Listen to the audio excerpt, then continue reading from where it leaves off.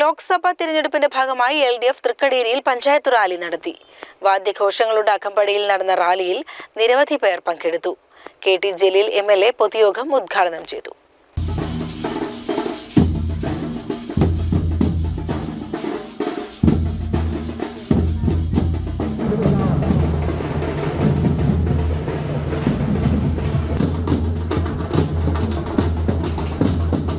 ലോക്സഭാ തെരഞ്ഞെടുപ്പിന്റെ ഭാഗമായാണ് LDF Thrikkadeeri panchayat rally നടത്തിയത്. വാദ്യഘോഷങ്ങളുടെ അകമ്പടിയിൽ നടന്ന റാലിയിൽ നിരവധി പേർ പങ്കെടുത്തു. തുടർന്ന് തൃക്കടീരി സെൻട്രലിൽ നടന്ന പൊതുയോഗം KT ജലീൽ MLA ഉദ്ഘാടനം ചെയ്തു.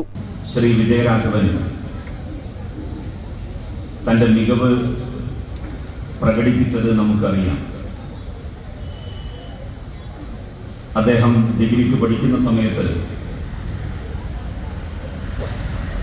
BA ഇസ്ലാമിക് ഹിസ്റ്ററിയിൽ 1ാം റാങ്കുകാരനായി ജയിച്ച വ്യക്തിയാണ്. അത് കഴിഞ്ഞാണ് LLBയും LLMും എല്ലാം അദ്ദേഹം പൂർത്തിയാക്കിയത്. പുതിയ കാലത്ത് പാർലമെന്റിലേക്ക് പറഞ്ഞയക്കുന്ന ആളുകൾ നാനാവിധമായിട്ടുള്ള രാജ്യത്തിന്റെ പ്രശ്നങ്ങൾ വിവിധങ്ങളായിട്ടുള്ള ഭാഷകളിൽ ഉന്നയിക്കാൻ യോഗ്യരും പ്രാപ്തരും ആയിരിക്കണം. P. മമ്മിക്കുട്ടി MLA, LDF മണ്ഡലം കൺവീനർ MR മുരളി, CPI ജില്ലാ secretary KP Suresh Raj, KK Narayanankutty, Unnikrishnan, K. Sreedharan, AP Lathika എന്നിവർ പങ്കെടുത്തു. ഉറപ്പായും ജൂൺ മാസം 4-ാം തീയതി റിസൾട്ട് പുറത്തു വരുമ്പോൾ നരേന്ദ്രമോദിയുടെ നേതൃത്വത്തിലുള്ള ഈ ഗവൺമെന്റ് താഴെ പോകും എന്ന കാര്യത്തിൽ ഒരു സംശയവും വേണ്ട. ഇന്ത്യയിൽ ഒരു പുതിയ ഭരണ സംവിധാനം രൂപപ്പെടാൻ പോകുകയാണ്.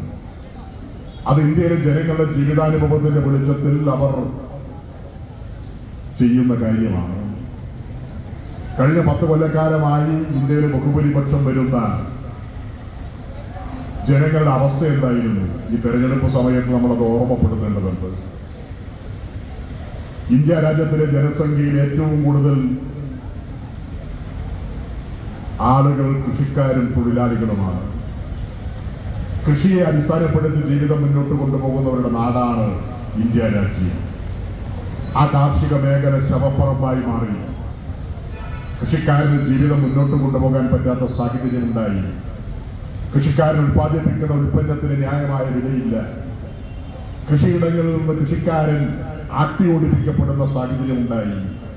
കാർഷിക കരിയ നിയമങ്ങൾ നമ്മുടെ രാജ്യത്ത് നടപ്പിലാക്കിയതിലൂടെ കാർഷിക മേഖല ശവപ്പറമ്പായി മാറുന്ന കാഴ്ചയാണ് നാം കണ്ടത്. CCN ചെർപ്പുളശ്ശേരി.